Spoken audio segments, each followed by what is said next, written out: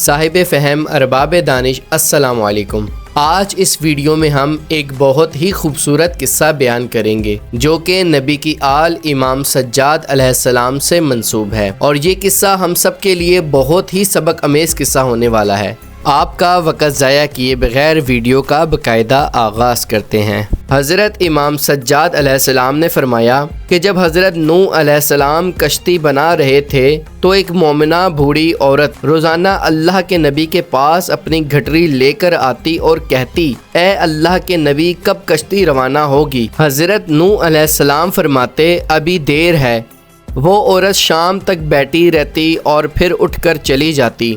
ایک دن حضرت نوح علیہ السلام نے فرمایا کہ اے عورت، جب جانا ہوا تو تمہیں بتا دیا جائے گا۔ یہ عورت واپس چلی گئی اور انتظار کرنے لگی کہ کب نوح علیہ السلام بلائیں گے۔ اس دوران عذاب آ گیا اور کشتی روانہ ہو گئی، لیکن حضرت نوح علیہ السلام نے اس عورت کو نہ بلایا۔ ظاہری طور پر نوح علیہ السلام کو اس کو بلانا بھلا دیا گیا۔ جب طوفان تھما تو ایک دن حضرت نوح علیہ السلام کے دل میں محبت اٹھی کہ شہر کو دیکھوں جہاں سے چلا تھا۔ وہاں آئے اور قریب جا کر دیکھا تو ایک جھونپڑی میں دیا جل رہا ہے۔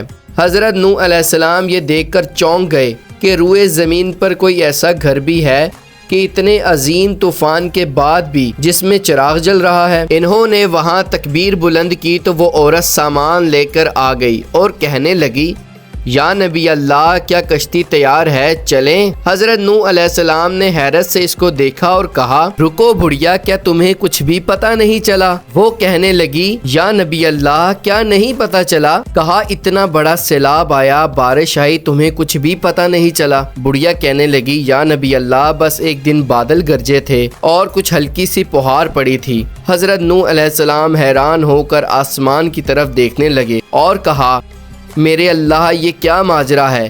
اللہ تعالیٰ نے حضرت نوح علیہ السلام پر وحی بھیجی کہ اے میرے پیارے نبی، اس عورت کے دل میں چونکہ تمہاری محبت تھی اور تم نے اسے پابند کر دیا تھا، اور چونکہ تمہارا اس سے وعدہ بھی تھا کہ نجات کی کشتی میں اسے لے جاؤ گے، تب جب کہ تم نے اپنا وعدہ پورا نہیں کیا، لیکن اے نوح میں تو تمہارے وعدے کا ذمہ دار تھا، اس لیے میں نے اس بڑھیا تک عذاب پہنچنے ہی نہیں دیا۔ تو پھر اس کے بعد حضرت امام سجاد علیہ السلام نے پاس بیٹھے اپنے مومنین سے فرمایا، اے مومنو، یہ حدیث قیامت تک کے مومنین تک پہنچانا تم پر واجب ہے۔ انہیں بتا دو کہ جس نے ہم سے محبت کی قیامت کا عذاب ضرور آئے گا، لیکن جیسے اس بڑھیا کو پتہ نہیں چلا، ہمارے مومنوں کو بھی پتہ نہیں چلے گا کہ کب قیامت آئی اور کب چلی گئی۔ جی تو پیارے ناظرین، اس حدیث سے ہمیں یہ پتہ چلتا ہے کہ اگر ہم دنیا میں کامیاب ہونا چاہتے ہیں اور آخرت میں بھی کامیاب ہونا چاہتے ہیں تو ہمیں حضرت محمد صلی اللہ علیہ وآلہ وسلم اور ان کی آل سے محبت کرنی چاہیے، نہ کہ محبت بلکہ ان کے دشمنوں سے دشمنی بھی رکھنی چاہیے۔